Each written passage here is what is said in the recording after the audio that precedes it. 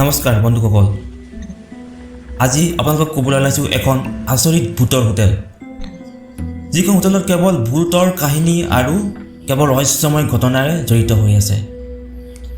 গতিকে ভিডিঅ'টো শেষলৈ চাই থাকক। যদি এই চেনেলত প্ৰথম তেন্তে চেনেলটো ছাবস্ক্ৰাইব কৰি দিব আৰু লগতে লাইক, কমেণ্ট আৰু শ্বেয়াৰ কৰিব নাপাহৰিব। এই আচৰিত হোটেলখনৰ নাম হৈছে দ্য ষ্টেনলি হোটেল। এষ্টেজ পাৰ্কত অৱস্থিত ষ্টেনলি হোটেলখন আমেৰিকাৰ অন্যতম ভূতৰ হোটেল।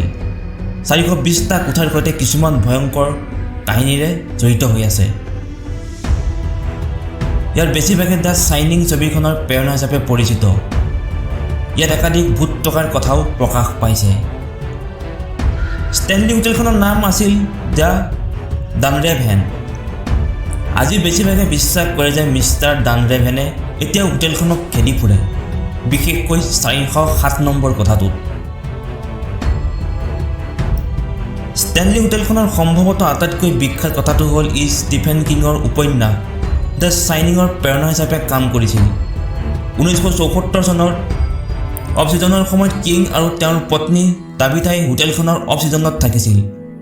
হোটেলখনত তেওঁলোক একমাত্ৰ অতিথি আছিল আৰু তাত কিঙৰ জীয়া দুঃস্বপ্নকে ধৰি ভয়ংকৰ অভিজ্ঞতাই তেওঁক উপন্যাসখন লিখিবলৈ অনুপ্ৰাণিত কৰিছিল। ষ্টেনলি কুব্ৰিকৰ চলচ্চিত্ৰ অভিযোজন ষ্টেনলি হোটেলত শ্বুটিং হোৱা নাছিল যদিও কাহিনীৰ সৈতে ইয়াৰ ওতঃপ্ৰোত সম্পৰ্ক আছে। অতিথি আৰু কৰ্মচাৰীসকলে বছৰ বছৰ ধৰি বিভিন্ন পেৰানৰ্মেল এনকাউণ্টাৰৰ ৰিপৰ্ট দিছে, য'ত খালী ৰুমবোৰত পিয়ানো সংগীতৰ শব্দ শুনা, হলৱে আৰু অস্পষ্ট ঠাণ্ডা ঠাই অনুভৱ কৰা আদিও ঘটনাও জড়িত হৈ আছে। সঘনাই ৰিপৰ্ট কৰা কিছুমান ভূতৰ দৃশ্যৰ কাৰণ F.O. ষ্টেনলি আৰু তেওঁৰ পত্নী ফ্ল'ৰা, যিসকলে এতিয়াও হলবোৰত ঘূৰি ফুৰে বুলি কোৱা হয়। 217 নম্বৰ কোঠা। ষ্টেনলি হোটেলৰ এই কোঠাটোৱে হয়তো আটাইতকৈ বিখ্যাত ভূতৰ কোঠা।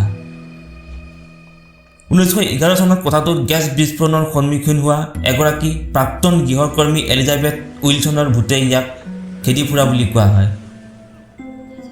হোটেলখনৰ তলত সুৰংগৰ নেটৱৰ্ক আছে, যিবোৰ প্ৰথম বছৰবোৰত কৰ্মচাৰীয়ে ব্যৱহাৰ কৰিছিল।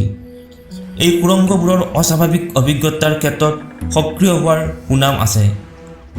ভূত ভ্ৰমণলৈ যোৱা দৰ্শকে প্ৰায় এই ভূগৰ্ভস্থ অঞ্চলত অদ্ভুত পৰিঘটনাৰ কথা জনায়। জাৰ্জিয়ান স্থাপত্য আৰু পাহাৰৰ আচৰিত দৃশ্যৰ বাবে জনাজাত এই হোটেলখন।